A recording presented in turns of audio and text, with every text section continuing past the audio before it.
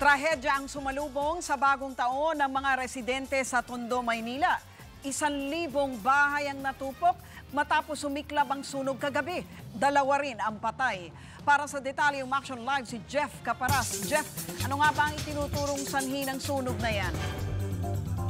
Lucy, nakikita mo sa aking likuran, ayan yung pila ng mga namimigay ng relief goods dito. Meron na rin kasi ilang mga pribadong organisasyon na namimigay rito, maging yung ilang mga kumakandidato para sa eleksyon, alam mo. Pero kung babalikan natin yung tanong mo, dahilan ng sunog dito sa Tondo, paputok ang hinihinalang dahilan nito, Lucy. Hindi maganda. Ngayong bagong taon, hindi magandang simula para sa mga residente, lalo pat higit 500 pamilya ang nawalan ng bahay. Nagngangalit na apoy ang lumamon sa mga bahay sa Barangay 155, Tondo, Maynila.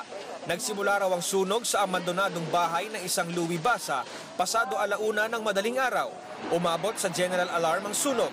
Hudyat na kailangan ng rumesponde ang lahat ng bumbero sa Metro Manila. Ang mga residente di maiwasang sisihin ng mga bumbero. Pahirapan kasing mapasok ang mga eskinita. Mabilis ding kumalat ang apoy dahil sa gawa sa light material ang mga bahay. Kanya-kanyang buhat na po ng mga gamit. Yung mga bombero hindi po makapasok dahil yung mga tao po nagsisiksikan na po sila. 9:00 na indeklarang fire under control ang sunog. Sa investigasyon ng BFP, posibleng inihagis o tumalsik na paputok ang dahilan ng sunog. 2 ang patay sa insidente.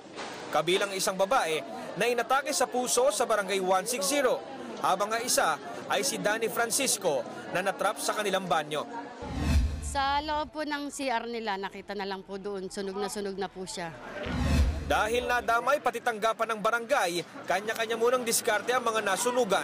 Ang iba, sa tabi muna ng kalsada. At nagpaplanong bumalik sa nasunog nilang bahay. Malayo raw kasi ang inaalok na evacuation center para sa kanila. Lilinisin muna namin, tapos magtatayo kami ng lona at yung kahoy para meron kayong matutulugan. Evacuation center, ang layo naman dito. Wala naman kaming problema. Pagpupunta ron, yung gagastos ka pa, tapos magkakaya-wala, meron kami mga anak.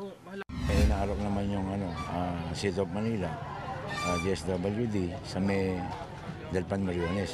Pero medyo malayo sa Mariones. So paano po sila?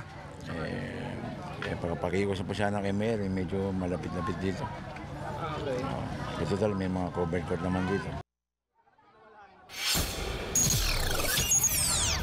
Lucy, yung mga nabiktima ng sunog dito sa Tondo ay dito na sa bangketa o sa kalye na sila magpapalipas ng gabi dahil nakita natin kanina at napansin din natin, itinanong din natin yan sa DSWD, wala silang itinalagang evacuation center para doon sa nasa higit 2,000 individual na nasunugan dito. Yung iba naman sa mga nasunugan ay makikitulog na raw muna sila sa ibang mga kamag-anak nila. Yung iba naman, babalikan yung mga nasunog nilang bahay at tatakpan na lang muna ito ng mga lona. Kaya nananawagan sila doon sa mga nais tumulong ay kung maaari magdala kayo ng mga bubong, pagkain, mga damit at maging mga kumot at higaan ng mga bata dito, Lucy.